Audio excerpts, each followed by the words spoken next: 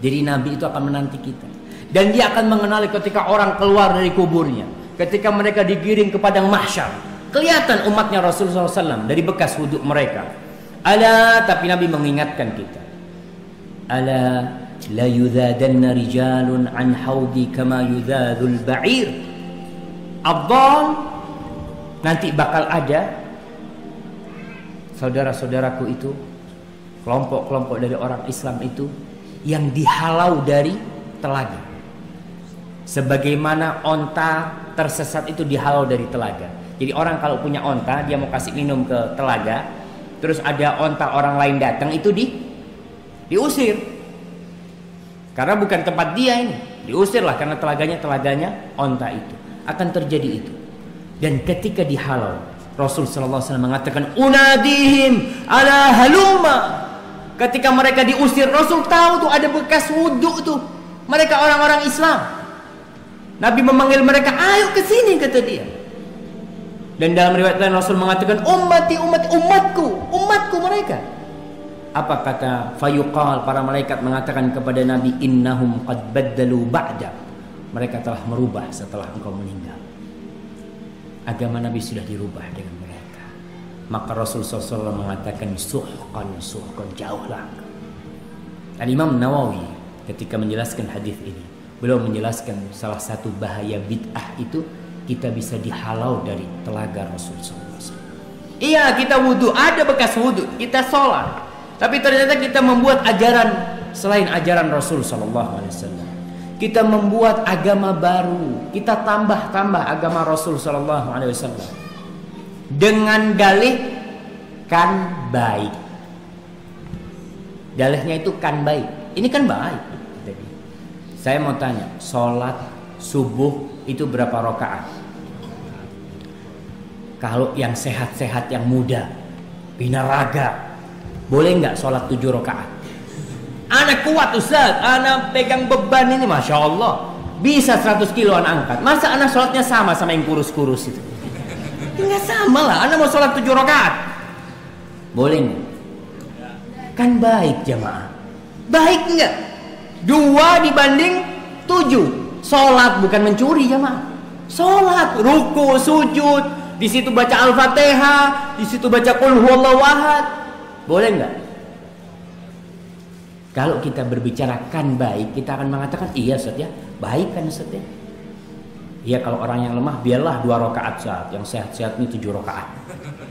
Nggak bisa, itu termasuk mengada-ngada di agama Rasul sallallahu alaihi wasallam. Udah, ini aturannya. Kita ngaku katanya umatnya Muhammad sallallahu alaihi wasallam. Ya kalau kau ngaku umatnya Nabi, ikuti. Apanya? Semuanya. Kita akan baca nanti bagaimana kehidupan Rasul sallallahu alaihi wasallam. Semuanya sempurna jemaah. Nggak ada sedikit pun dari agama Allah ini yang belum disampaikan sama Rasul sallallahu alaihi wasallam. Nggak ada yang disembunyikan oleh Rasul sallallahu alaihi wasallam. Maka Ka'ab bin Malik mendatangi rumah Abdullah bin Umar, berkata, wahai Abdullah bin Umar, kalau kau lihat ini pasti kau tidak suka, karena ini tidak pernah ada di zaman Nabi SAW. Kata Abdullah bin Umar, apa itu? Silakan kau ke masjid. Ditemukanlah di masjid tersebut ternyata ada beberapa tabi'in yang lagi berzikir sambil dituntun. Pimpinannya mengatakan subhanallah, yang lain pada itu subhanallah, sambil rame-rame subhanallah rame-rame gitu. Kata Abdullah bin Umar pada saat masuk, wahai kaum ini segelintir orang, apakah kalian tidak khawatir azabnya Allah turun? Kaget Abdullah, orang-orang itu pada kaget. Ada apa wahai Abdullah bin Umar? Apa yang kami lakukan? Kami sedang berzikir kepada Allah. Bagaimana bisa azabnya turun? Apa kata Abdullah bin Umar? Fahami pendapat beliau. Ini sahabat Nabi, gitu kan? Yang terkenal dengan sahibut ta'assi, orang yang paling fanatik dengan Nabi SAW, Abdullah bin Umar radhiyallahu anhu. Jadi apa saja dikerjakan oleh beliau, semua yang Nabi kerjakan gitu. Beliau mengatakan, sungguh bajunya Nabi SAW masih bisa dilihat dan dipakai. Artinya Nabi ini baru meninggal, bajunya aja sekarang masih ada, panci-pancinya masih bisa dipakai, rumahnya masih bisa dihuni. Kalian sudah berani melakukan apa yang Nabi kalian tidak contohkan, gitu kan?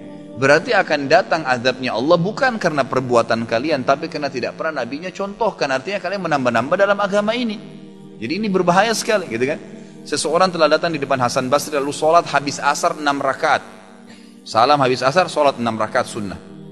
Lalu orang ini begitu setiap mau salam, Hasan Basri mau ingatin, dia sholat lagi. Begitu selesai 6 rakaat langsung ditahan sama Hasan Basri. Katakan, kenapa kau sholat habis asar?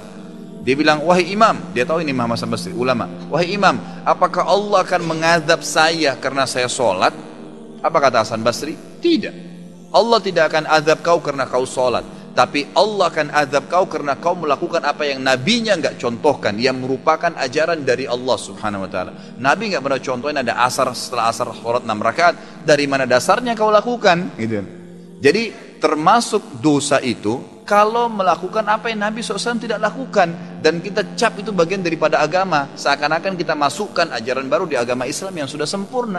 Allah bilang dalam Al-Ma'idah, Al-yawma akmaltu lakum dinakum. Kata-kata akmaltu, saya sudah sempurnakan agama kalian. Kata ulama, Ibnu Katsir mengatakan dalam tafsirnya, ini dalil nyata Nabi Muhammad SAW sudah menyampaikan semua ajaran agama Allah, dan juga setiap muslim tidak perlu lagi menambah sekecil biji sawi pun dari ajaran agama ini. Cukup dengan yang ada saja, selesai. Maka kita tidak ada lagi masuk ke syubhat, tidak ada lagi masuk ke ragu-raguan, lakukan apa yang sudah diperintahkan saja, titik. Maka itu akan membawa kita insya Allah ke dalam surga Allah SWT.